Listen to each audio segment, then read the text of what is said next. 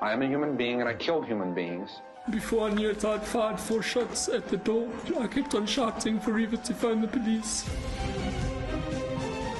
Tests are underway to determine if a serial killer is on the loose in Centurion, Pretoria. The dead won't bother you. It's the living you got to worry about. Good evening, everybody. It's 2025. Hello, 2025. Here's wishing you all a fantastic year. We're certainly excited for it. My name is Paul Llewellyn, and we are back on Profiler Live. As always, I am joined by my partner in arms, Gerard Labuschagne, who is the head of the forensic psychology section of the South African Police Service and is the current head of LNS threat management. He is, of course, our profiler. Good evening, Gerard. How are you doing? Hey, Paul, and hey to all the listeners. Thanks for sticking with us. Yes, thank you for sticking with us. I've missed our little Tuesday night rendezvous for the last few weeks. I mean, we did a whole bunch of pre-records, we talked about the Anisha case. We had Mickey Pistorius on, but I was quite excited to get back online with you and to have a nice chat about true crime again, Gerard. Absolutely, and I hope we don't disappoint. Exactly. How was your Christmas and New Year? Very peaceful time. New Year's, I try to be in bed by 10, but of course, idiots setting fireworks off terrified my poor little dog. So I spent most of the evening trying to console a shaking little mixed breed rescue dog. But yeah, you know what? I can't complain. Everybody's healthy that I know. New Year, new challenges, and I think it's going to be a good one. Yeah, we got lots of big plans for the new year. Starting off with the show, I mean, we've got a whole year's worth of episodes to look forward to, and we've had a little bit of time to reflect on what we've been doing and to take in some of your feedback. We're going to be rolling out a whole bunch of new stuff for you, covering some great cases, and hopefully getting some really, really great guests. Continue to get some really great guests on the show. Also looking to do some stuff with Derek in Canada, maybe add a little bit of international North American flavor to some of these some of the live content we've got planned for the year. So plenty to look forward to. If you haven't already, please do make sure that you hit the like button and subscribe so you don't miss any future episodes. Please feel free to contribute to the show if you'd like to. It really does help. The more that you guys support us, the more that we can do. You can become a member here on YouTube or head over to our Patreon page at patreon.com/ProfilerAfrica. Also, please do join the live chat tonight. We will be saving the last 10 minutes for your questions, and we'll be also just reviewing some of the questions we've been gathering over the December period as well. So stick around for that in the last section of the show. We're also going to be doing whole episodes where we just give you the opportunity to engage with Gerard and guests if we have them on the show, and you can pose all your questions. Of course, we also love the super like, so feel free to send a super like our way as well. Gerard, anything catch your attention over the holidays? I mean, I tried to disconnect as much as possible and wasn't really that kind of much of a news hound. But I understand that the folks of Pretoria will have heard you Opti Wireless recently. Yes, a couple of days ago, I think Monday, I was interviewed on Groot FM, which is kind of big in Pretoria, Afrikaans channel. And I was asking about some of these recent attacks we saw on New Year's Day or New Year's Eve in the US, in New Orleans, vehicle-borne mass violence incident that was seen to be ISIS-inspired. And then kind of the next day at the Trump Towers in Las Vegas, actually a Green Beret Special Forces serving military member of the U.S. military had hired a Tesla, what are those, what's it called, the Bucky, the Tesla pickup truck, and hired one of those, driven all the way to park right underneath the entrance of the Trump Tower in Las Vegas, shot himself and simultaneously detonated all the fireworks and sort of propellants that he had in the back of the Cybertruck, that's his name. Didn't cause any injury, thank God, to other people, but it was seemingly an elaborate suicide, and clearly kind of trying to send a message about Trump and Tesla, of course, Elon Musk, who's a big supporter of Trump. And they did have now sort of found some information around his motives, not per se anti-Trump, but kind of per se like, where's the country going? He's very, concerned about that. And quite interestingly, that he used AI to help plan this whole attack. And that's quite a new thing that the law enforcement are commenting on is, are people going to be using AI for very bad reasons besides cheating on your assignments you have to submit to school or university? Absolutely. I don't know. I'd say we seem to be having a little bit of issue with the sound. So guys, I have jacked up my audio, so hopefully that has fixed the problem. Sorry, Gerard. Switched my attention there to just make sure that the audio is working. Sorry, just wrap up for us there, Gerard. Where were we? Yeah. So we're talking about the vehicle-borne attacks, Yes, and we've sorry. seen, actually, I got some stats, about 34 worldwide since 2014. One of the biggest ones in Nice in France, also kind of ISIS-inspired, killed, I think, 80 people. So, you can do a lot of damage. You don't have to have a firearm.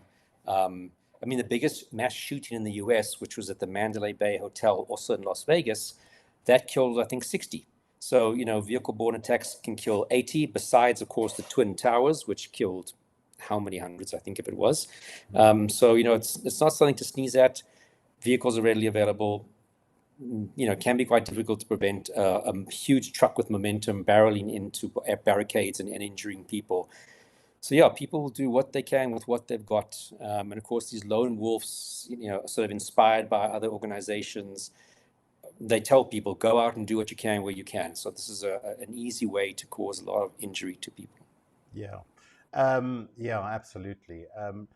What would the police do to kind of to when there's a trend, if you like, in these kinds of attacks? What would the kind of police response to that be, to be able to kind of shift their attention onto kind of a new type of attack? The problem is once you kind of mitigate for one event, people just adapt and shift to something else. So, of course, now the big talk around the vehicle-borne attacks is to have these bollard systems, physical barricades, things that if the person drives into it, it tips up and literally just stops the car from moving immediately. But, if that becomes the standard response, you'll find people will use other things. So it is kind of this game to always try and be ahead of what the next person is going to do. In crowded areas and public events like New Year's Eve, it's just really difficult to search every single person. So handgun, knife, homemade bomb, vehicle. There's just so many options out there for somebody who's really, really determined. That's why we say trying to block the method that they're going to use is only so successful. We need to try and identify these people beforehand, because they're almost always giving off some kind of warning sign, raising concerns amongst family and friends pre-incident. Like the research shows us, almost 80% of people have caused concern amongst friends and family and co-workers prior to the incident. So it's far more effective to just try and pick up the person who's walking down that pathway to intended targeted violence, as opposed to trying to cut down this method versus that method, because there'll always be another method. So rather try and find the person as opposed to shutting down the methods. Yeah, absolutely. And look, I guess the main challenge there is finding the threats amongst the immense clutter, isn't it? Yep, absolutely. All right. So, okay, well, I think, should we jump into the case? Sorry, I got a little bit flustered by the feedback on the audio. I have tried to address it, so hopefully that is sorted now. These things happen when we're live streaming, I guess.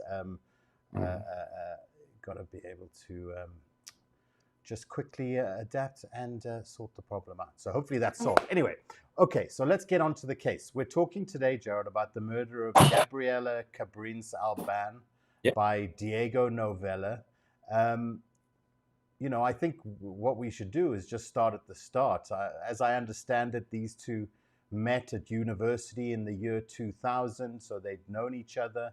They're not from South Africa. Just introduce us to Gabriela, affectionately known as Gabby, and to Diego, Gerard. So look, just briefly, Gabby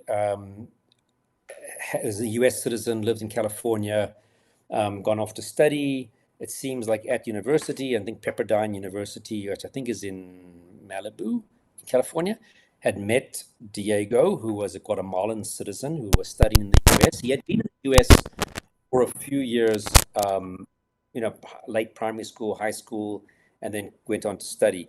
So they kind of met briefly in the early 2000s, I think dated for a couple of weeks, then went their separate way. And a couple of years later, like 8 or 10, she was already married and divorced. They kind of hook up again. And I think around 2013, 2012, if I'm not mistaken, under correction, the romance kind of starts. And I think she was feeling very desperate about, I need to find someone, I want to have kids. He comes from a very wealthy family in Guatemala. I think they have cement factories, but kind of as the black sheep of the family, kind of estranged from the family, I think for about a year before the murder took place. And just kind of lived off this family wealth, really. Really into a lot of substances, like natural substances like marijuana and what's called peyote and magic mushrooms, kind of into shamanism and finding places in the world that have the psychic energy and taking natural psychedelics, etc. They had gone at one point to live, because I think he at one point lost his right to go to live in the United States. He wasn't a citizen. So now she went to go stay in Guatemala, I think it was with him. Again, I think it seems to be a very tumultuous relationship. He doesn't sound to have always been the most faithful guy. If you have a lot of substances, unfortunately, get a lot of collateral behaviors. She herself slowly had developed, I think it was eventually diagnosed as Lyme disease. So had a lot of pain and discomfort, and was trying to find various treatments. And to make a long story short, he had said, there's a treatment in South Africa at a clinic. You should go down there. I think he came down first. She came down a couple of weeks later. And that's how they kind of ended up in Cape Town, almost in preparation for her to go and get this sort of natural treatment for her illness. And unfortunately, of course, the incident happened where she was murdered before that actually took place. Yeah. Did he have any, was he violent? Did he have any history of violence? Talk about the fact that he had some substance abuse problems, but any violence in his background? Come to think, I'm trying to think back now, and I'm speaking under correction. I don't think he really had a violence history. He was not a great guy in many other respects, and again, a tumultuous relationship. But maybe you read something different, Paul, but I don't recall that there was actually domestic violence towards her, if I'm not mistaken. Okay, so a tumultuous relationship. How did the families feel about their relationship? So it seems like her parents at one point had met him, I think, down in South America, and they weren't particularly impressed with them. I don't think they thought she was a very good choice for him and his behavior, which was sometimes a bit odd and strange. So I don't think that her mom and dad were in favor of this relationship continuing. Okay. All right. So where did the trouble for these two begin? Because you'd think that the beautiful sights of Cape Town would be would be there to help you alleviate all the anxiety and the stress and the tension in your life, but clearly not for these two. Not in this instance. So basically, I think July 2015, they kind of are now both checked in at the same time at the guest house. It sounds like he was doing a lot of substances, going out at night clubbing. She had a lot of pain from the problems that she had, so she didn't seem to be going out as much. He's back at the hotel during the day, behaving very strangely. In the middle of the foyer playing air guitar or just having weird conversations with people. So he clearly sounds like he was very high a lot of the time that he's there. And so a lot of the people from the barman to the cleaning staff to the reception staff, just knew him as a very, very, weird guy, not aggressive towards them and not say sexually inappropriate towards them, but just bizarre, like he is on something. And then they would book sort of treatments and then cancel them.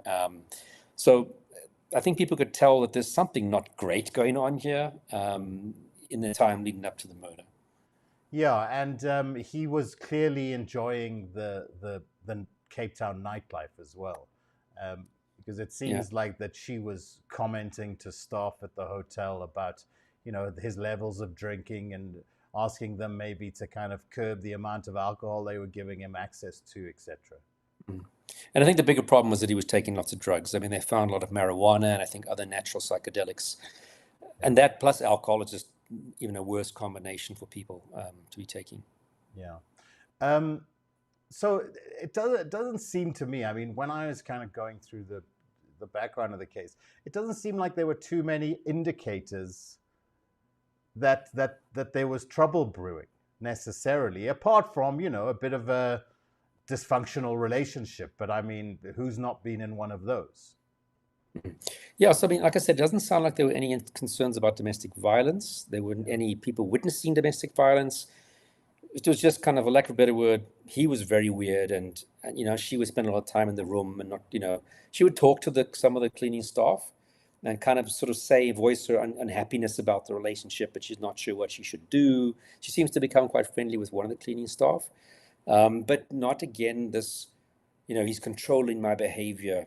He's, assaulting me. He's threatening me. He was just like on his own mission. And just, I wouldn't recommend anybody to have dated him just based on that information pre-incident. Yeah, exactly. So talk us through then, we've got lots to talk about kind of around the case. Some of the themes and the talking points that kind of come out of both the incident and the kind of aftermath and his defense, kind of once the police had got once they'd gotten to that stage. So let's go through the actual events of the night itself. What happened? Talk us through it kind of step by step. So if I recall correct, sort of early in the morning, again, it sounds like throughout the night he was there carrying on drinking, etc., being weird. And then it's sort of like earlier though, the next morning, I think he makes a comment to when somebody asks, "Where's Gabby?" I think if I recall correctly, he sort of comments, well, she's dead, or something to that effect. And then somebody goes to check and actually discovers her body, long story short, discovers her body in their room. And in what I can only describe as probably one of the most weird crime scenes that I've ever seen. Now, I was in the police at the time, but I was in Pretoria. I didn't attend the crime scene, probably because the suspect was pretty much arrested at the scene. So very often we would not necessarily get too much involved. But when I saw the crime scene photographs, I don't think I've ever seen a more weird crime scene than hers. Yeah, it was an extremely, violent incident. How did the police become aware of, how were they alerted to this incident? How did hotel staff become alerted to the incident? How are the police brought in? So the police, obviously, once the body was discovered by the cleaning staff, and he's sort of still hanging around on the premises, they call, obviously, the standby investigating officer on duty, which is sort of quite a nice little police station. I think the original guy who responded was Sergeant Gerard Labuschagne. And he comes out, okay, here's a dead body. Essentially, they arrest Novella right there on the scene. And then, of course, they call out the necessary experts. So they really spent a lot of time on this crime scene. I must say, I think they kept that scene for over 24 hours while they were still processing it. They called out a lot of the experts that you want at a crime scene. They called out. So, for example, they called out the provincial forensic team. So, not just the local crime scene guys. They called out the provincial crime scene guys. Now, the advantage in Cape Town is you've got this beautiful forensic laboratory in Plattekloof. As you're leaving Cape Town, I think it's on the N1, on a little hill before you kind of leave Cape Town itself, there's this wonderfully fancy forensic laboratory that was, I think, opened up in about 2013, around about there. Probably the most modern lab I've ever seen in the world. And so they have a provincial forensic team. They're called out. They call, which is a great thing, they call the forensic pathologist. Now, this doesn't happen often enough in South Africa. Almost never are our forensic pathologists called out to the crime scene, although there's always one on standby. So they do the right thing. They call out the forensic pathologist who comes out. They call the provincial investigation team. And, of course, one of the people they called out from the forensic laboratory is someone we've spoken about before, is Captain Marius Hubert, who was involved with the Vredendal, the youngest serial murderer, and he came out and processed the scene. So he came out to, I think, one of the primary things he was doing was to confirm the identity based on her fingerprints, because, as we'll discuss in a moment, So her face was just pretty much almost not recognizable. So visual identification of the body was not possible. So really calling out precisely the people that you need, taking the time, and literally keeping that crime scene as long. And I think the body, although the body was discovered I think around about midday or after midday, the body I think was only removed from the scene the following morning. That's how long they were spending documenting every single piece of information. And you need to do that because you can't go back to a crime scene. Shall we take a little look at the crime scene? Obviously, we're not going to show you the incredibly horrible photos, but we'll show you just sort of generally how things look.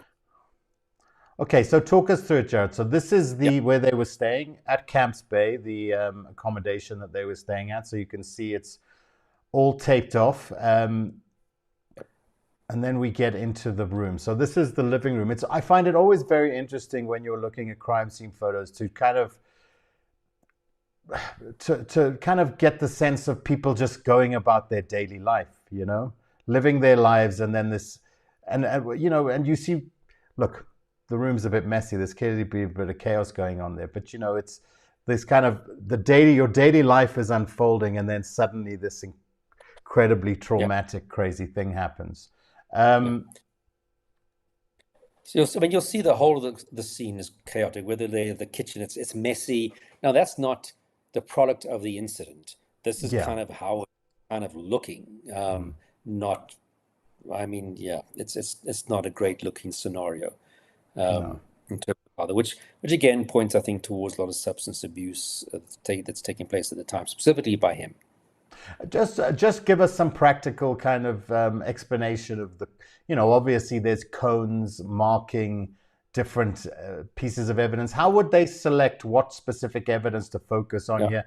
Do the cones indicate anything in particular? I know that they mark things with they use other, measure. We'll talk about them now, but kind of measuring tape, etc., that you'll see in certain photographs. Just talk us through some of the practicalities of how they would lay out the scene. But look, these kind of scenes are an absolute nightmare for the forensic team because it's so messy. There's so much to document. It's difficult to often decide which is relevant. But it's up to that crime scene investigation person, plus of course with the input of the detective, to decide what is really relevant. Now, ideally, you just document everything because you don't know how something might be relevant later on, even at trial many years later. So they obviously would be marking with those cones something that they felt was important. And then you'll find zoomed in pictures of that. So it's not as if we're just showing you the general pictures. And each of those cones will be zoomed in very close. And if it's something they need to measure, they would put a little tape with measuring markers, standardized measuring markers. If they're going to do a swab, they'll often take a picture of the swab box and then they'll swab it and they'll bag it, etc. So each cone indicates something that they felt was necessary to document, and there'll be a closer up photograph of that particular exhibit. And that's then coded with a reference in an attached document, numbered as per the cones. Yeah, the crime scene person will then compile the album of the photographs that he selected or she selected that they feel is relevant. And then there'll be a key like number 33 is this, number 27 is this, so that people will know. What we often do more modern times, and I don't know if they did it in this case, is they use what they used to call a sphere-on camera, which is a camera that you put in a tripod in the middle of your scene, and it takes a 360-degree picture of the environment, and you can zoom in right up to this tiny little thing to the point where you can measure literally the length of a drop of blood. And with that program, you can put labels and click on it, and you'll find the report related to that particular exhibit. So that's something, I don't know if they did it in this case, but it's definitely something that is fantastically helpful for you to get a much more accurate documentation of the crime scene from a photographic point of view. Sure. Here then we've got these markers. You can see, we've got blood spatter, what looks like blood spatter here on the headboard, and then these tape markers. So they've put a piece of tape. I gather that that's a scale reference. Yeah. Correct me if I'm wrong. Yeah, so that thing going from top to bottom with the little lines, that's a standardized thing that's left centimeters and millimeters. Now, normally you'd want to take that picture head on. This seems to be at like a bit of an angle. So you're not taking the picture of the photograph looking directly at that tape. Because the more of an angle you are, it's more difficult it is to actually then use that measurement. afterwards. But I think maybe what that more important trying to capture here is to show you that what exhibit box for this is going to be a swab. They're going to swab that blood to see whose blood is it, or is it even blood? And they're going to just have that box there to show that this is the box I swabbed this particular exhibit with. So you don't have this issue of how do you know that that swab was linked to B20? So that now you've got a picture of it, you swab it, you put in a bag immediately that's sealed, a forensic bag that's tamper-proof. And then, you're very safe to prove to the court that that swab was used for B20. Okay. Awesome. And now I went back to this wider shot of the bed here because I wanted to point out down on the left corner of the bed, you can just see a note. Tell us a little bit about what they found. Yeah. I understand you, as you told me earlier, that note was actually on her torso, you say, when they came into the crime scene. Yeah, so we'll give a bit of a description. I don't know if I should do it now about what the body looked like. But so, as I said, this was like, I've never seen a scene like this. That note was cherote or cerote, which is apparently Spanish. And it can be interpreted to mean piece of shit. Okay, and that was placed on her, basically kind of over here on her upper torso. She had a T-shirt placed on top of her body, not wearing it, but like as if someone put it down over here. Her face was covered with multiple bags of potato chips that had been emptied out on top of her face. There was human feces on top of her face. As I said, the shirt that was placed on top of her body, that thing which says cherote or cerote, which I think was actually written in a big lipstick thing. It wasn't actually, I don't think it was blood. Her pants, and her top, I guess was like a sports bra type of thing. It had kind of been pulled up, but not completely over the breasts. Her pants had been pulled down kind of to sort of halfway between her knees and her waist. And then a curling iron. So yeah, I think that lipstick you saw there was what was probably written to write it. Then a curling iron, for lack of a better word, was placed like perpendicular with her legs. So it wasn't inserted genitally. I think that's it lying there. I think you see it there. That's been, the body's been removed. So kind of what you're seeing here on the bottom left-hand side is kind of where the body was. And that curling iron had been inserted as if it was like standing up like a flagpole in between her legs against the vagina. But like as I said, it wasn't used, didn't seem to be being used to penetrate. And you can see the sweets. There's these little jelly babies. There was a wig placed kind of around about where her knees were on top of her legs, and forth everywhere. And I said the most disgusting part really was the feces that was all over her head. And you can see that the brownish marking, I think, is more feces. So just like this, really like, what on earth was this guy doing? And you flashed a picture of the sketch from the forensic pathologist's report. Yeah. She had just so many injuries all over her body. I don't think I've ever seen an autopsy sketch report like this with so many injuries on it all over her body. Her face was brutalized, her neck, her hands, her feet. It was really a lot of blunt force trauma that was exhibited to her, to the point where that Captain Marius Joubert had to actually use fingerprints to confirm this young lady's identity. But as I said, here we had a great thing that the forensic pathologist was called to the crime scene. They were able to give their on-site opinions and take that back and integrate that. And they had a really good forensic pathologist here, again, wanting to acknowledge the people who are involved. Dr. Tumeleng Molefe from the Salt River Mortuary just near Woodstock in Cape Town. And she's very, very experienced. So a really great pathologist to have on the scene. They called her out. And they had, I think, is a Professor Lorna Martin who was sort of overlooking with her as a I suppose you could say, also present. And also present at the autopsy itself was some forensic members. I think Marius Joubert, I think, might have been there also. And also a member of the FBI, because obviously it's an American citizen. I think I actually informed the local attaché who I knew personally in Johannesburg, Pretoria, and I said, look, I just want to let you know, one of your citizens has been murdered. So they flew that guy down to be present also at the autopsy, and of course to offer whatever assistance that might be necessary to offer the police, again, liaising with the parents. And in fact, the FBI even went interviewed, I think in South America, someone that knew Gabby and knew of the relationship between Gabby and Novella, and was able to just give some background statement in that regard. Unpack that a little bit. Tell us, just the FBI's presence in South Africa and when they would get involved in a case and what kind of presence they have, where they're based. Just unpack that a little bit. So just in general, at most US embassies across the globe, they have a whole cohort of law enforcement. So you'll find there'll be a DEA, Drug Enforcement Agency liaison person. There'll be usually the legal attaché is an FBI person, but they might have a whole bunch of the other law enforcement agencies, because there's so many, will have a cohort of these guys hanging around the embassies. And of course, if an American citizen is arrested, typically you would contact your embassy to say your citizen's been arrested, and they might give some consular support.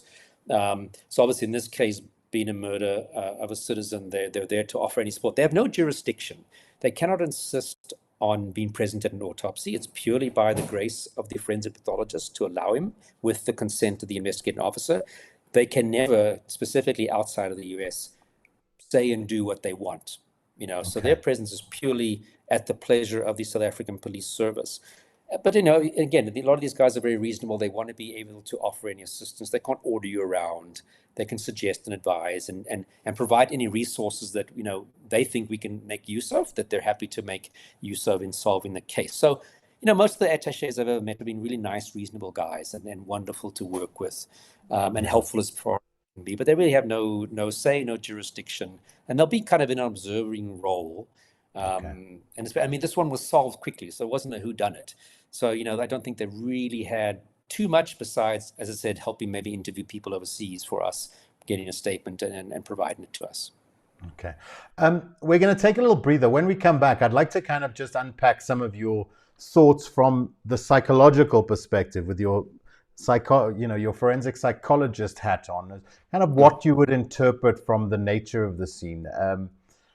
But we'll do that in a second. We're just going to take a little breather, guys. Please make sure you're subscribed to the channel. Hit that like button, and don't forget, to please share the podcast and subscribe as well. We love hearing your thoughts also, so send your questions and comments in. If you want to post some questions about this case, we are kind of tracking the chat as it goes. So we'll pose any questions to Gerard that you might have. And if you've got any just general questions for Gerard for future episodes, please do share those with us. Also, we'll be back in 2 seconds.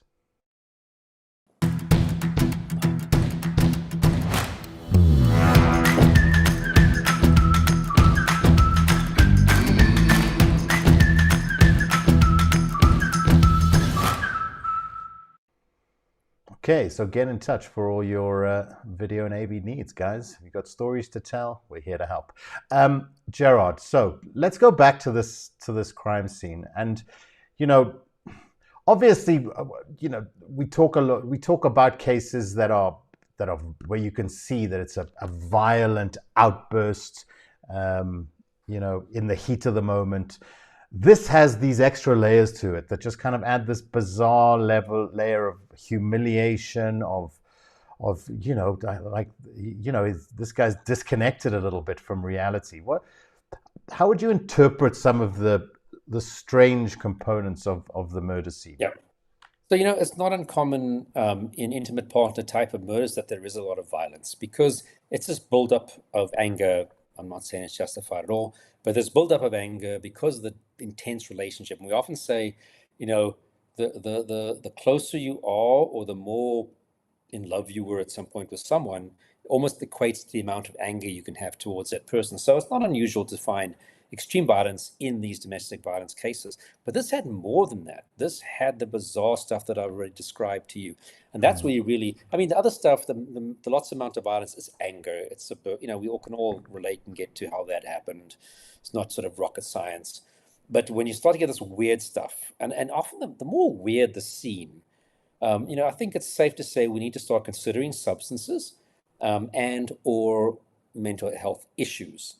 Because that's usually explaining, because this behavior had no practical value. spreading the chips over her, multiple packets of chips, feces. Again, you can say, okay, well, you really wanted to degrade her, write a little message, which equates to, your piece of SHIT. But the other stuff, the chips, I'm like, what is that? So, yes, beyond degrading, concerns about mental health, possibly concerns about substance.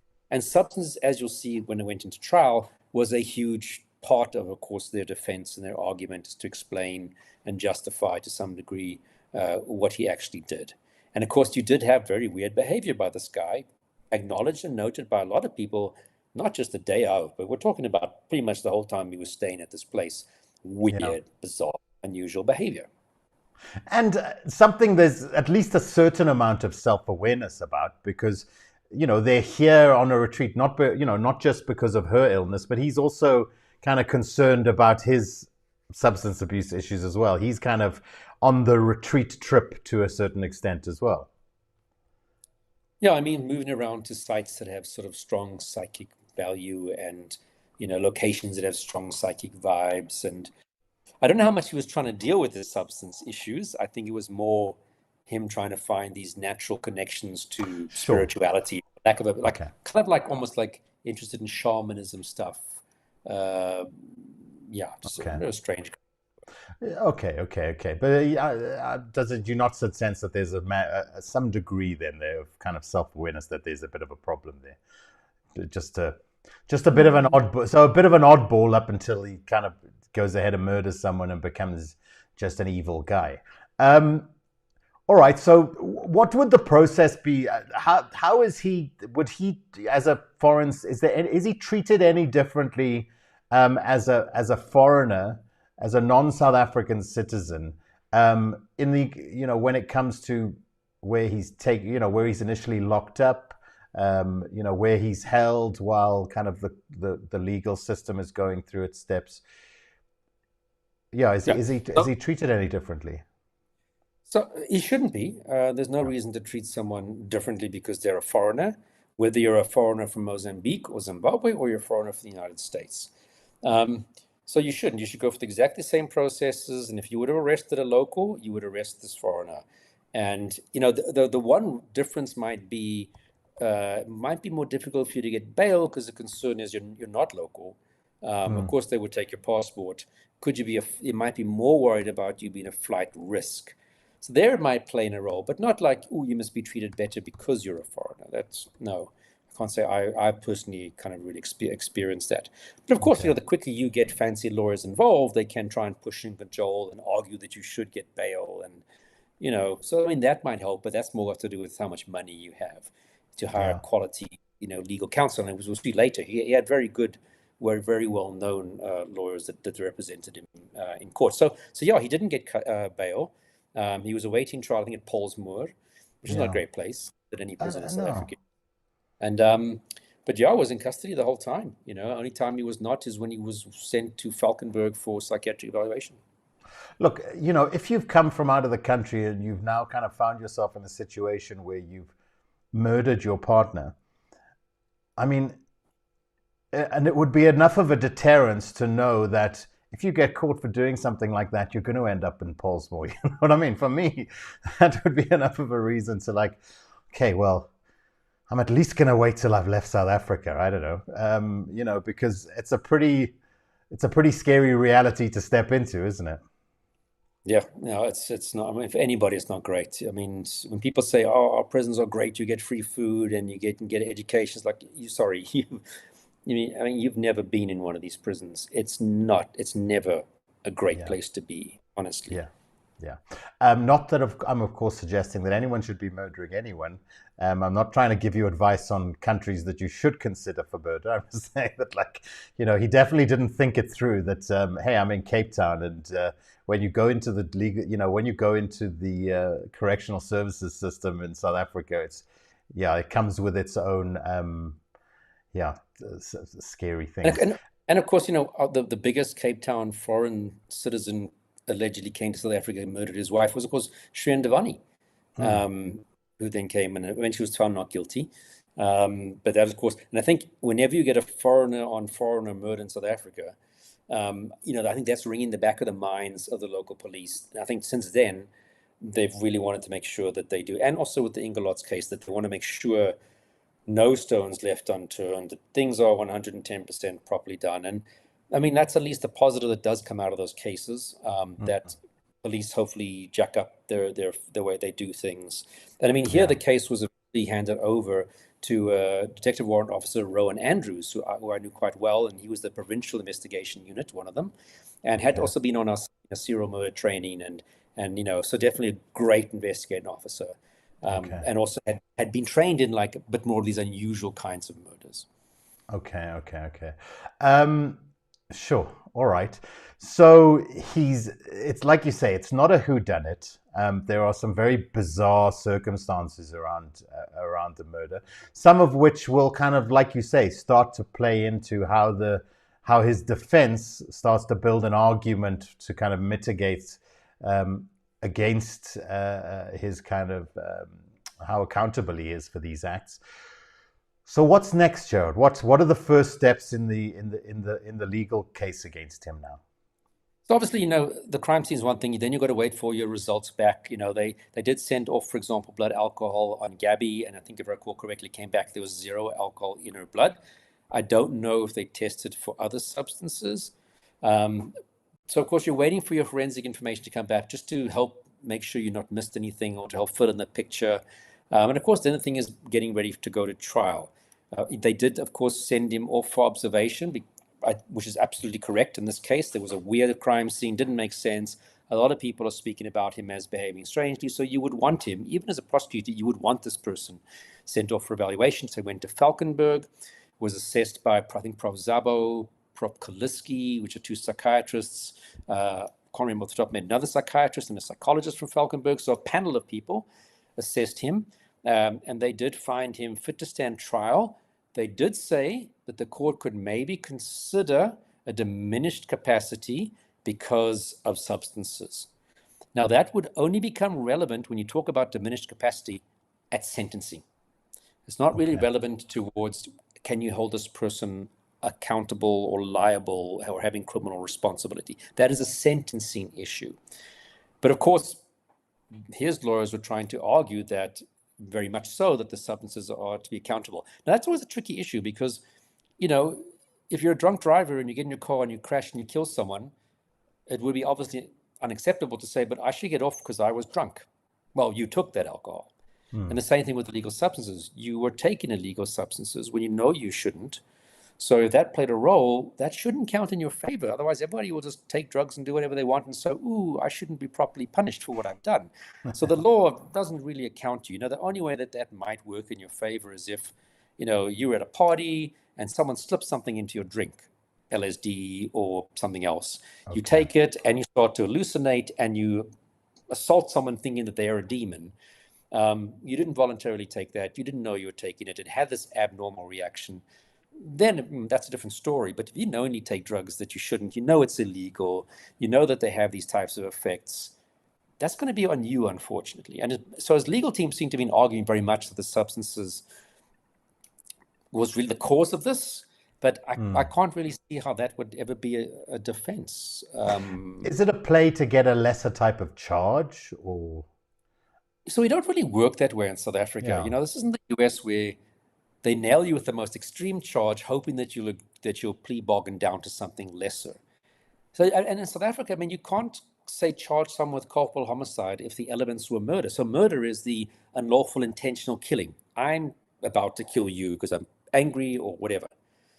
You can't charge them with culpable homicide, which is the negligent causing of someone's death, if the facts of the case don't match that.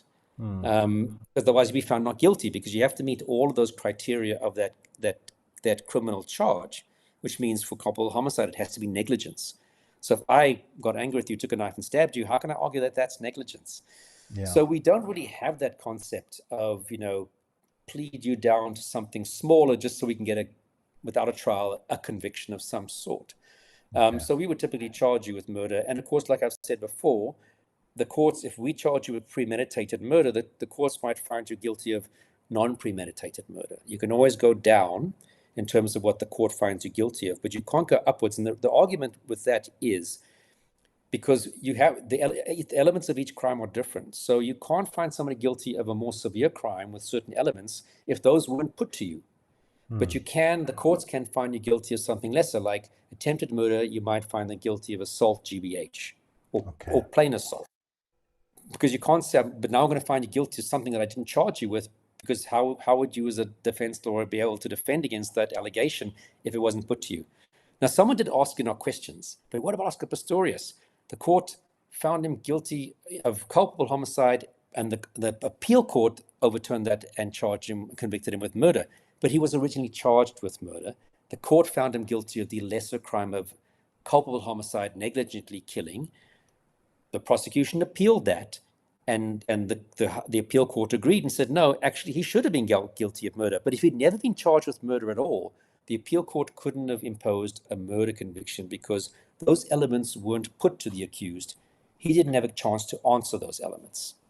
Okay. So, yes, we were going to address that question at the end of the episode. So we hope that I'll bring up, we'll reference it when I get to it at the end, but I hope that answers your question. Yeah. I just want to say hi to some folks on the chat. Hi to Tanya and to Catherine and to Helen. Helen's always with us. Evening, Helen. Ivan, to Marius. Good evening. Cindy R has a question, which I wanted to pop up here. Okay, would a suspect with possible mental health issues get mental health assessment and treatment immediately, or is that part of the broader trial process? So if a person had existing mental health problems, commits a crime, gets arrested, you'd absolutely allow them to continue with their medication. You would never say, well, let's take you off your meds and see what happens. So in that case, they will continue with their medication. And the same thing if they go for observation and maybe they hadn't previously been treated.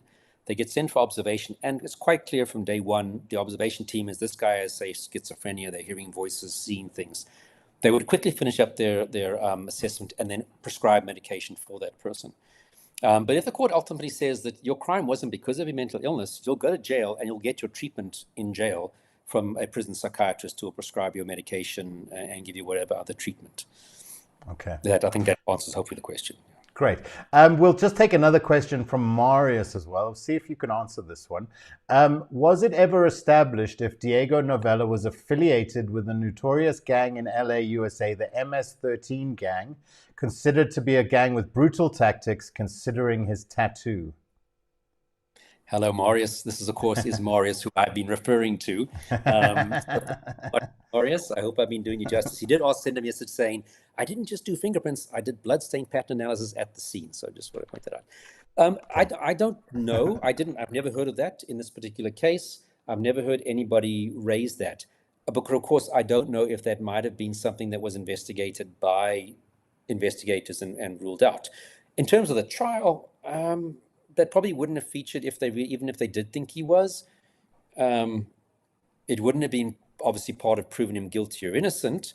And even at sentencing, I don't even know if we would have mentioned it, even if we were quite convinced that he was part of a gang, purely because maybe because of even trying to prove it in the courthouse would not be worth the while. It wouldn't necessarily change, the sentence that he's going to get. So I don't know. Can't rule it out 100%, but I haven't heard that. Okay. All right. So let's get back to the trial and kind of the case that his defense team is putting together here. So we've got the substance abuse issue. Now, what about the devil? I believe the devil has a role to play in this as well, Gerard. Yeah, if I recall correctly, at some point he said that there was a demon in the room, which again, is that just him trying to come up with excuses? Was he really so whacked out on drugs he did think he saw a demon, etc.? But I mean, that typically when people try to, it's the defense maybe trying to bring in that aspect. Prosecution, is not going to, go into those aspects unless the defense raises it and they'll respond to it. Okay. But it's only relevant if it's concerning that might be a sign of mental illness. But like I said, he was sent off for observation. They found him not to be mentally ill, but substances could be playing a diminished capacity role. Who testified, Gerard? Oh, I mean, a slew of witnesses testified from hotel staff. I think Marius testified. On the defense's side, there were only 4 people who testified, if I recall correctly. Diego Novella himself, and remember, not always do the accused persons testify. So that's kind of, in a way, unusual. And very often in your intimate partner murders where it's one-on-one, as the accused person, you kind of do have to go and explain what you think happened or say what happened. I think the other two were psychiatrists. I think Prof. Kaliski was called by the defense to testify, who did the observation, one of the observation psychiatrists. I think another psychiatrist and another person who I'm not sure what his role was. So from the defense's side, very, very few witnesses. Because again, this isn't about I didn't do this. It's going to be more focusing on, but my client had these issues, hoping the court's going to take that into account. But like I said, if the court's found you fit to stand trial, it's kind of almost the way you're not going to suddenly find the court saying, okay, I find you not guilty because of you behaved strangely and were on drugs. You're probably more likely to hopefully argue that as maybe a mitigating thing. But again, you're taking illegal substances. You know you're not supposed to be taking them. You know it's criminal. That's not going to be seen by the courts as a mitigating factor. And we see that in the sentence that he ultimately did get. Just as part of the legal process, I mean, do both sides of the defense and the prosecution, do they kind of adapt their tactics based on who the judge is? So what is the kind of awareness of kind of what to expect from this particular judge, and we need to do X, Y, and Z? Look, your evidence is your evidence, and that's what is going to be how you prosecute your case. What evidence do I have to prove the facts of the case? Knowing what your judge is like, you might kind of know that, the judge is doesn't like lots of waffles or get to the point. So it might be more on how you deliver that message, but not a whole prosecution is going to be changed because it's this judge or that judge. More just like who, as people, how do I relate to this person better?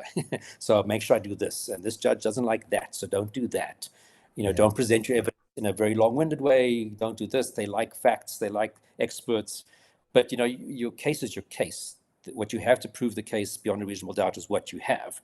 Of course, he had a really great legal representative, William Booth, who we've often hear representing lots of people in a high profile cases. I mean, if I ever was arrested for something criminal in Cape Town, I'm going to definitely try and get William Booth, and he has rights of appearance in the High Court, so they're a very, very competent guy. So he had good legal representation. He wasn't the victim of bad legal defense, like sometimes people argue, I was found guilty because I'm a terrible lawyer or something like that. Yeah, it's certainly interesting to consider the kind of influence of the fact that obviously this is a foreign couple in Cape Town. That's going to get the case a lot more media attention typically than had it just been kind of locals who are involved. And then the fact that this family had money, they're able, like you say, to find the best possible. Yeah. So he knew he had some kind of, I'm sure there's an awareness of they've got some kind of advantages on their side as well. How do you feel about? Sorry, it didn't seem like the family was particularly wanting anything to do with him. I think one of his brothers had come out for a portion of the trial. I have no doubt that the money came from either his own savings or the family's savings. But the family kind of really just distanced themselves from this guy. I think apparently even before the murder took place, he was the black sheep of the family. So not really much interaction. Sorry. I'm going to pop up another question from Pierre here. And I'd like us to talk a little bit about this and understand kind of your perspective on it. But Pierre asked, did he have a psychotic break due to his substance abuse? I'm not sure, to be honest, Pierre. It is possible, of course. If you're taking, I think he was taking a lot of natural. I think they were like hallucinogens, and of course, dacha itself can cause you to hallucinate. So it's possible. That still wouldn't change him being lacking of accountability, because it would have been for these as a result of the substances.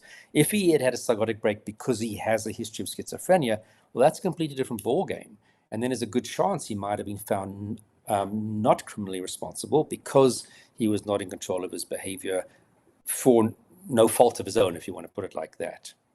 So he would have to have some history of this for it to really be something that he could use credibly in his defense.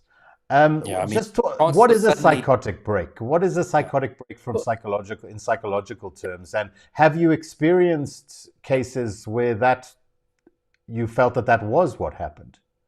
Off the top of my head, I can't think of one, but essentially what a psychotic break is, Psychosis means typically you're either hearing voices or you're seeing things that are not there. It's a break in your contact with reality. As I said, typically seeing things that aren't there, hearing things that aren't there. So you can get a psychotic break, like Pierre said, from substances like LSD or schizophrenia, which is not multiple personalities, as we always say.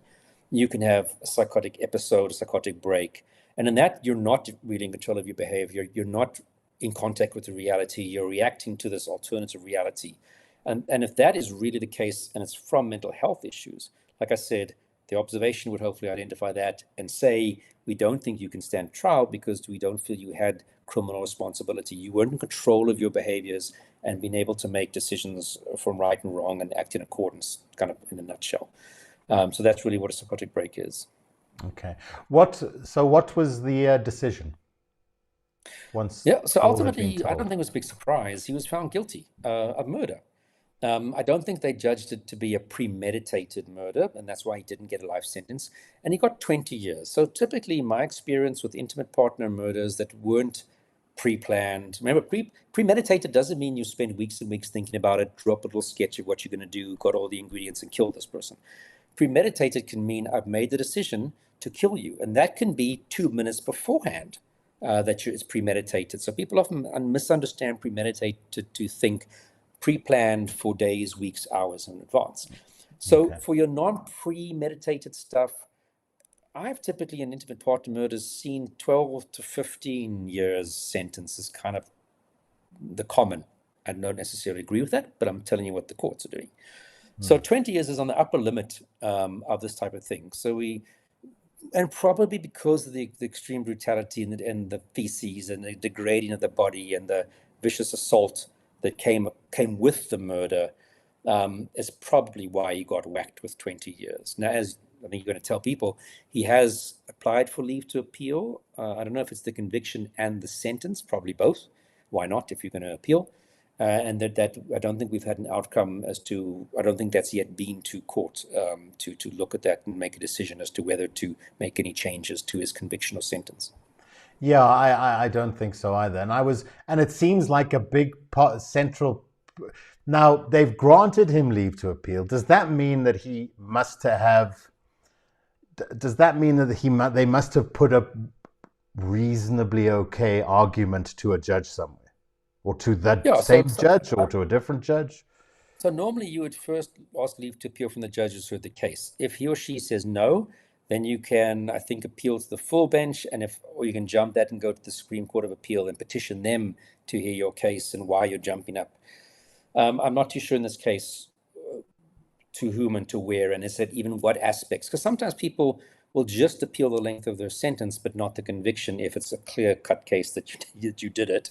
And they just appeal the length of the sentence. In other cases, and I think probably in this case, they're going to try and appeal the conviction itself, pushing this whole narrative about he was totally whacked out on drugs. I don't think that's a very argument that's going to get them very far. They might have more success going for the length of the sentence. But, appeal courts don't willy-nilly overturn stuff. It really has to be out of line with what the norm is, or a really bad decision not in accordance with the law by the initial trial court judge. Would he be able to argue to serve his sentence elsewhere in his home country? I'm not sure. I know we've had it where people who've been convicted, like in Thailand or other countries, can come back and serve a portion of their sentence here. Okay. I don't know if we allow that for people convicted here to be able to go and serve portions. I can't say that I've heard it, but that's not to say that it maybe hasn't happened, or maybe I just haven't heard about it. But I've not heard about that from a South African point of view, where we let someone go back and serve out a portion, the remainder back home. I'm just looking through some of kind of where they're at, some of the argument that they're making now. It says, it is my defense that my cognitive ability was impaired by the intake of certain substances. These substances inhibited my criminal capacity to the extent that I was unable to distinguish between right and wrong and act in accordance with appreciation. The Novella said there was compelling circumstances that warranted departure from the minimum sentence of 15 years direct imprisonment. He said that after his arrest, he was sent to Falkenberg for observation, and it was the unanimous decision of the panel at the time of the incident. I had diminished responsibility. Does that sound credible to you? So if you look at the Falkenberg report, which is publicly available, we have access to it from the file. We've got, so Kaliski, Prof. Kaliski, Prof. Szabo, very well respected and very experienced forensic psychiatrists, and the other two people all signed the same report where they said he doesn't have mental illness, but diminished, therefore he's fit to stand trial, but diminished capacity can be considered. But like I said, diminished capacity is only something that then comes into effect when it comes to sentencing. Okay. Not should he be prosecuted or not. Should he be charged with this crime as opposed to that crime? That doesn't play a role with that. Okay. So they're likely just trying to get the sentence reduced so that he can get out as quickly as possible. Think about it. If you're facing 20 years, 15 years is less. And, again, the point that you'll have potentially parole halfway through, well, that means if you do get a 15-year sentence, that means after 7.5 years, you're out, potentially out on parole. So, anything you can take off. Look, a day in prison is a lifetime. So if you can knock off 5 years and you've got the money to appeal, go. Sometimes they will tell you, but remember, you might be appealing for the sentence to go lower, but it can also go upwards. Okay. So I think that's what happened with Norman Simons, the legislation strangler. He appealed his sentence and he got more. So that is a possibility. You think the court has to warn you about that before that you proceed. But it's not always that it's going to go in your favor or just stay where it was. It can actually even go up. Well, I don't think many people would be complaining if that was the result. He is incarcerated at Brandvlei Prison in Worcester in the Western Cape. Any thoughts on Brandvlei? What's Brandvlei Prison like? No, actually, that's one that I haven't actually been to, so I can't say what it's like. But I mean, no, as I said, no South African prison is a walk in the park or a holiday. It is not good to be in a South African prison. Well, I mean, certainly one of these cases that at the time, like I say, was all over the newspapers and made international headlines as well, obviously, and just the bizarre nature of the incident and some of his actions around the actual murder seems to be the real standout part of this case for me. Yeah. I mean, in the end, it's an intimate partner murder. It's just what he did in the scene just makes it very weird. And his strange behavior, which everybody acknowledges there was very, very strange behavior, not just on the day of the incident, but prior to that, he was a weird guy. Yeah.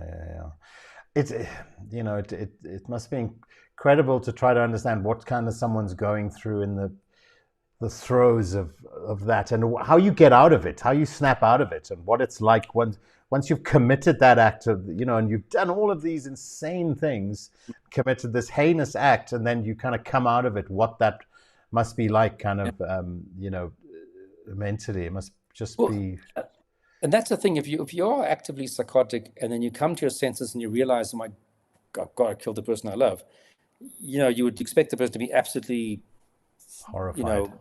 horrified, flabbergasted, crying, and we don't hear of any of that. What's interesting now that you mentioned that is that one of the initial people who spoke to him, police that spoke to him like on that same time that he was arrested, he just mentioned, no, that it was self-defense. So he was kind of giving a version, which I don't know how to say this was self-defense when you look at what else you've done to the body after the person was dead. What I understand to be one of the kind of things that sparked the actual argument was that I think she wanted the curtains closed and he wanted them open or something like that. And again, it can be, I guess, when all of this tension and conflict tension has been building up, it can just be a little thing that causes somebody with the right kind of issues to just snap. Yeah. Okay, Gerard, any final thoughts on this case before we go to some questions? No, I mean, I just, again, feel sorry for her family. I mean, to lose a child under any circumstances, just, absolutely heartbreaking. Yeah. Congratulations to the SAPS members, such as Marius and Rowan Andrews and the initial detectives and the crime scene people, and Dr.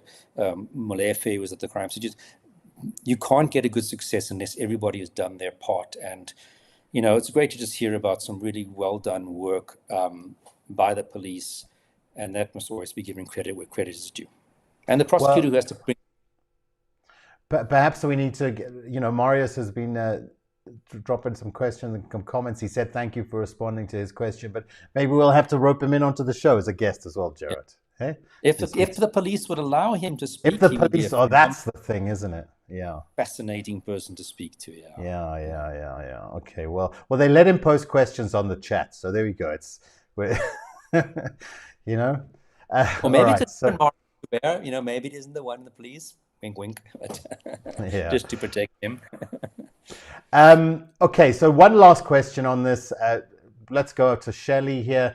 Do you think he waited until they were in South Africa so he thought that he would perhaps get away with murder because of the preconceived ideas that are legal and police is below par? Are we a potential murder tourism destination? I don't know what you would call it, like, a place for people to come to commit murder and get away with it. What would your message be to anyone thinking that? That was the allegation with Shren Devani. And of course, I have to just say he was found not guilty ultimately, but that was the allegation, that he came here and very quickly was asking, who do you know who could help me out and sort some problems out. I don't think that was in this case, because for that you'd be relying on the police being so incompetent they can't identify the suspect. So he placed himself at the scene. He was there. I mean, it was not like who did this from the start. He's telling people in the, sorry, I don't think we mentioned this, in the actual hotel, I killed her, she's dead, if I recall correctly. He told that like 3 or 4 people. So, you'd think you'd rather try and do it in a way that it looks like, oh my goodness, we were attacked and she was murdered. Or, oh, she's just disappeared, and hopefully the police can't find the body, and hopefully the police can't trace who she is, and hopefully the police can't gather evidence to prove my guilt. So I don't think that, because it was just like you would really try and make it that they don't, from day one, know that you're the guy who did it. And you're going to hope and pray that your weirdness is going to get you off, because you're still going to get arrested. And that's ultimately what you do not want to have happen. You want people not to think or that you could be the suspect. Yeah. Unless you've got a good track record of psychological issues, that wouldn't be so advisable. I'm going to just jump into some of the questions now. Here's a nice suggestion from Tando. A guest recommendation for 2025. You could possibly get Fernando Luis, who worked on the Tommy Williams case, to chat. Now, the last time we actually went down and interviewed Fernando in the Eastern Cape, about 2 years ago now, about a year and a half, 2 years ago. What an incredible policeman. And I mean, I just remember that interview being so moving, actually. He's a phenomenal guy, great investigating officer. As far as I know, he's still in the police, so that's always going to be the hampering aspect. Police kind of reluctant to let people, serving cops, to talk. But yeah, I mean, besides the Tommy Williams case, I mean, when he was based for many of his years in Kimberley, and like anything that happened big in that province, probably Fernando or the Serious and Violent Crime Unit back then, or before that, the Murder and Robbery Unit, would have had a hand in it. So he could talk for like hours on a multi basis. So yeah, absolutely, Fernando, great guy. Consider him a friend of mine. It'd be great to have people like him. So there are a lot of people who are retiring in the next sort of couple of years. Great, brilliantly experienced people. And like I said, as you said, Paul, we're going to try and get anybody who can come and talk, new people, so you don't have to always hear our voices, to come and share their experience, because they haven't been able to talk, like Elmarie. Elmarie could talk for days and days and days and days and days of episodes, but because she's in the police, probably not going to happen. So we're waiting for one day for her to resign and then unleash her upon the true crime world of South Africa.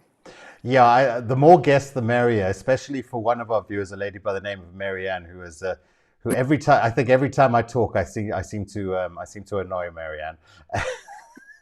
Anyway, to her, I promise that we'll make sure that it's plenty of Gerard in conversation with some incredible guests over the course of the year. And what we can say to the viewers and the listeners is that we will certainly, I mean, we've had a dialogue with the police over the last couple of years for some of the TV stuff that we've done. So we'll certainly kind of reach out and see and explore that, the possibility of having some serving cops come on to talk about kind of successful cases that they've solved and what have you. Obviously, we understand that cases that are happening, they're a little bit more complicated and they're generally a bit more restricted.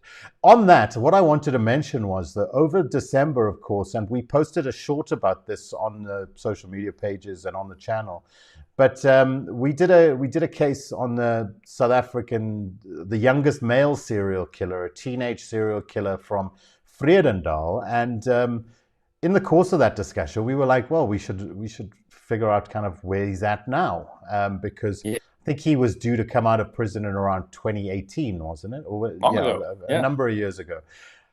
You reached out to some of your your former compatriots, and got some feedback. Tell us a little bit about that. And listen up, guys. This is really pretty incredible, actually.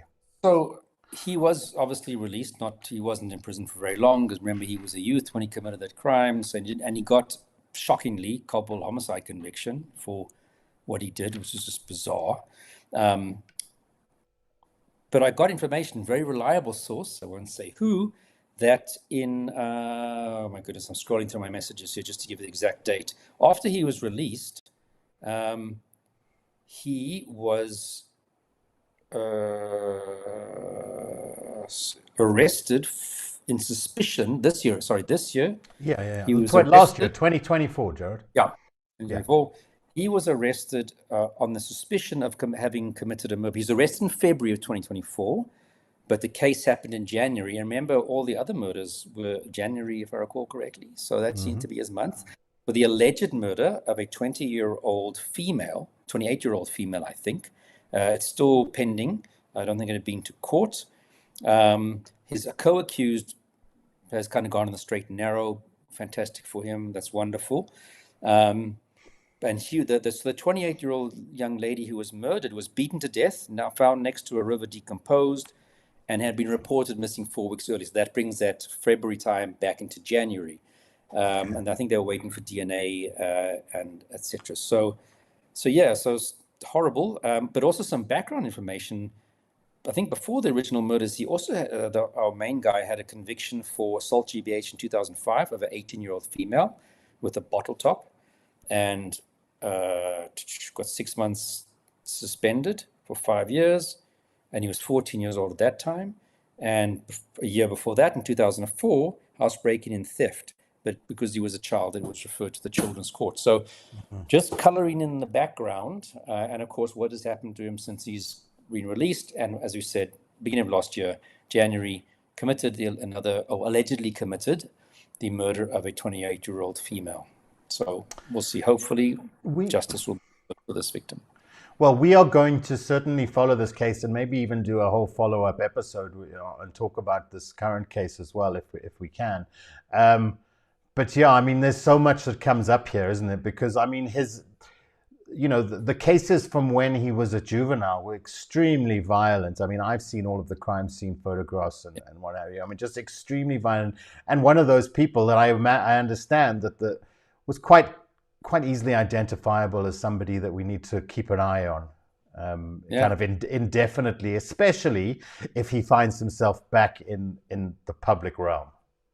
And the problem is, once your actual full sentence is expired, remember, some of it you might be out on parole, but once you've reached if you got a 10-year sentence and you came out after 5 years and you're parole for the remaining 5, but once you get to that full 10 period, we can't monitor you. We have no legal right to check on you, to bar you from going out at night or from going to places where there's alcohol.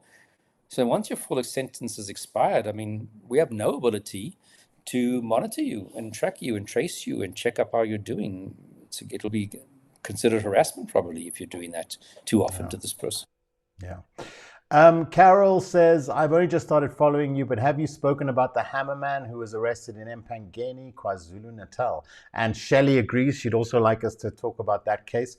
I think this is a case we can put on our list, on our to-do list. Hey, Gerard? I think that the hammerman, if I'm not mistaken, is an old historical case. If it's not, I haven't heard of a new one, but there might be. I'm not in touch with everything. But as far as I know, the hammerman was a historical case. I don't know who even has information about that, to be honest with you. Okay, well, we'll put it on our list. We do have another case from the 80s, Paul, that we were discussing, where a guy killed.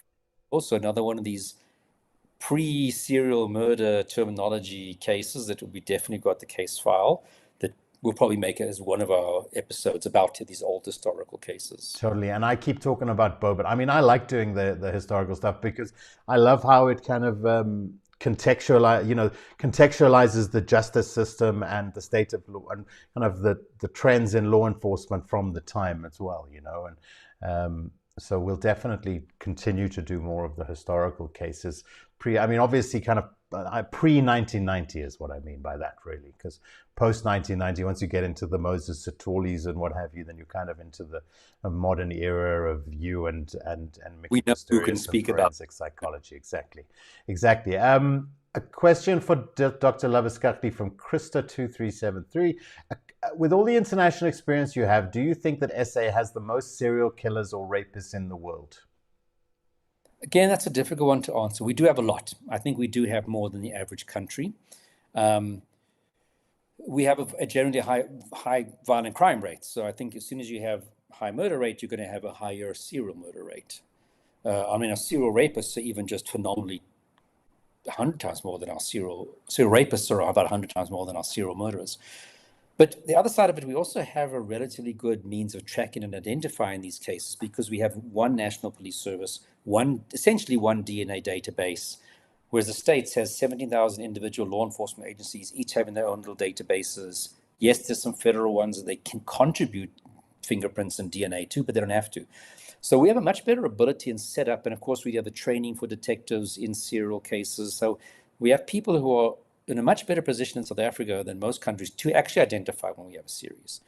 So that also might contribute to us making it look like we have more, whereas you have a country that has no functioning police service, no forensics, and they go, oh, we don't have serials. You do, you're just not linking them.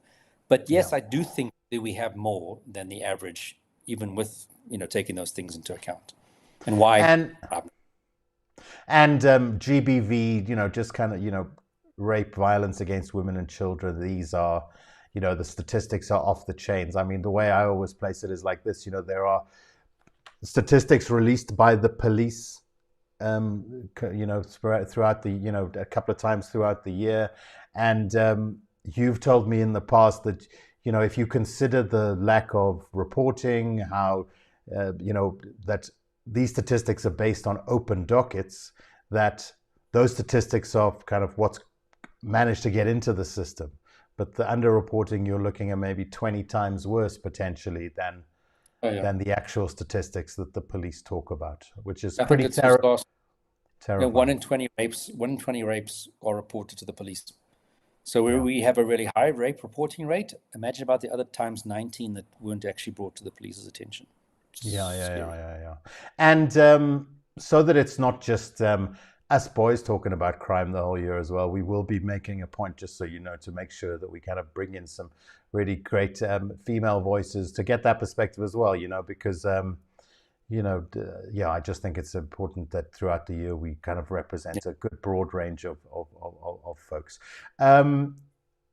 From Terence Webb on the Anisha case, you should allow the guys to speak in the language they're fluent in. I've left this in because I just wanted to make a comment that, obviously we want to be sensitive to our viewers, but I guess, and obviously where somebody is really struggling in English, we will be sensitive to that. But obviously we're just trying to cater to as broad an international audience here in South Africa and around the world as possible. So just bear with us on that. But was the Bucky properly checked for her blood? I cannot see how there was none unless the Bucky was never checked. And I know that you followed up with this question with Detective Jan. Yeah, I checked with him today because obviously we got these questions and you forwarded them to me. And he said, yes, it was forensically investigated and there was no blood found on that Bucky. Okay, so there we go. That answers that question. Aside from there was a question that came up around the Mickey case. Aside from highlighting the importance of childhood in the development of the brain, I'd love to know how, and maybe Freud's psychosexual stages are relevant to literally anything, let alone explaining the origin of serial killers. I wanted to give you a nice psychology question here, Gerard, from Signal1232. Not all psychologists believe in Freud. Yeah. There are so many different theoretical viewpoints in the world of psychology, from behaviorist to systems thinking to the Freudian stroke psychodynamic.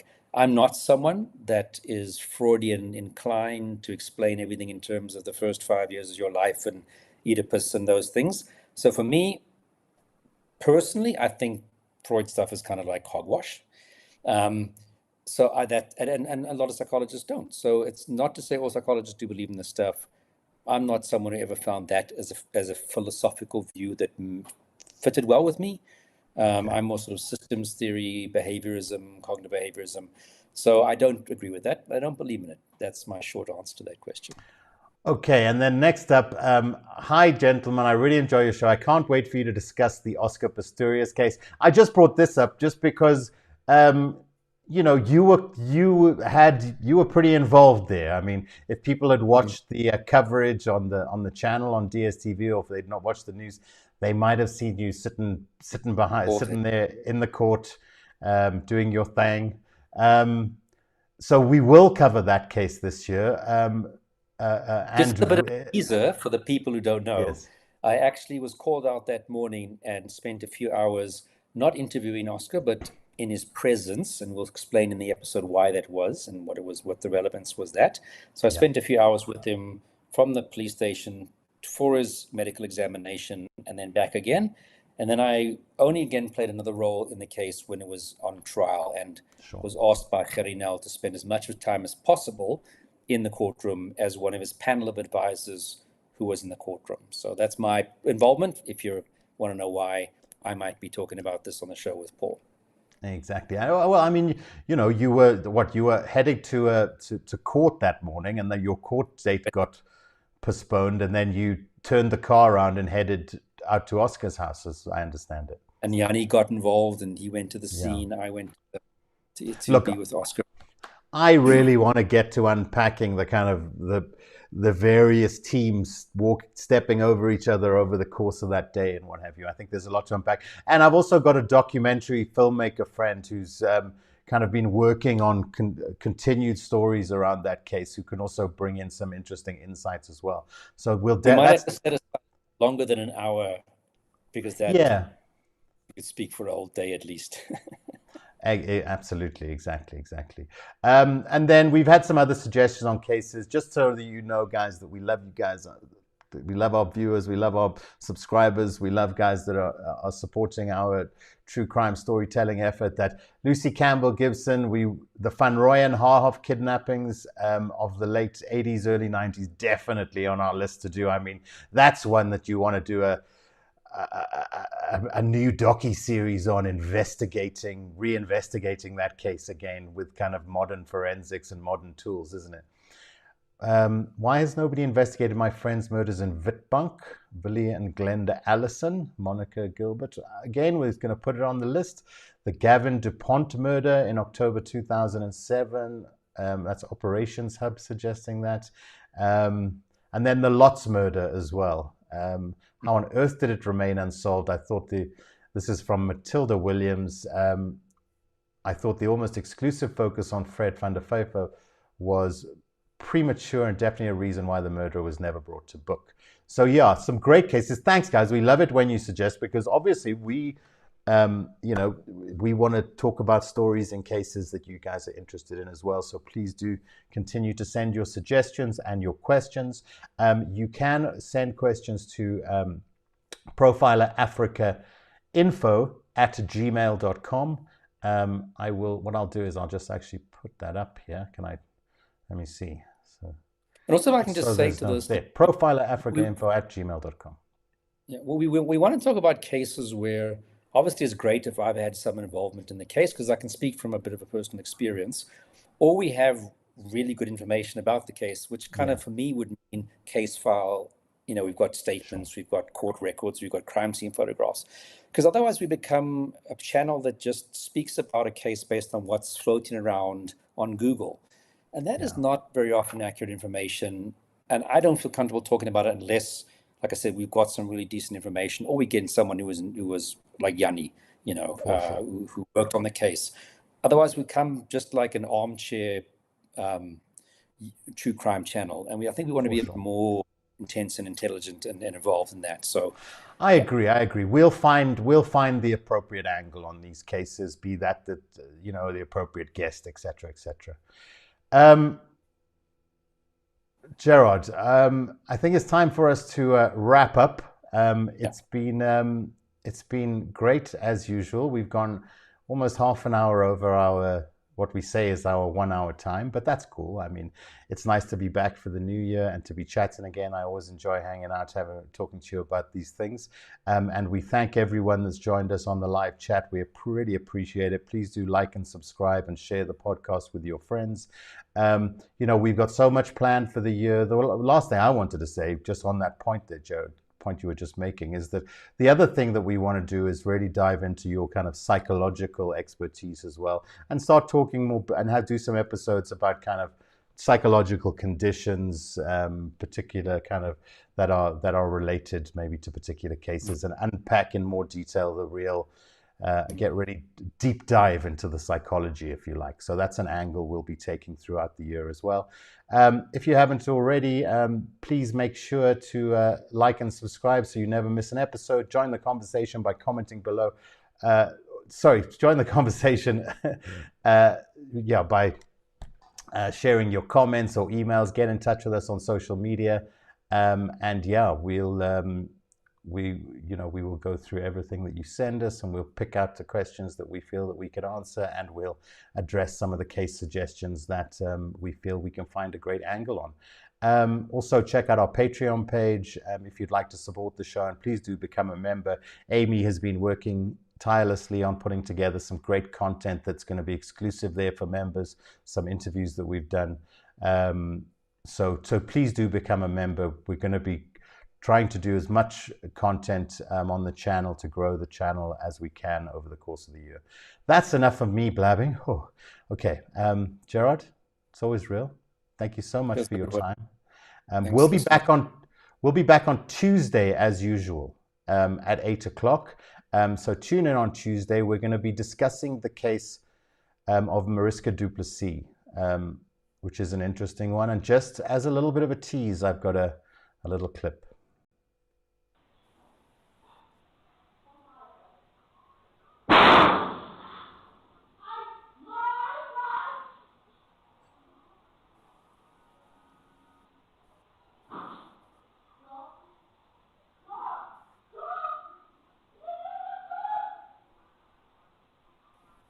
So next week we'll be unpacking the details around that case. So tune in and just on Tuesday. Again, I interviewed her and I testified at the trial, so I do have a bit of inside experience with that case. So sad, all round sad.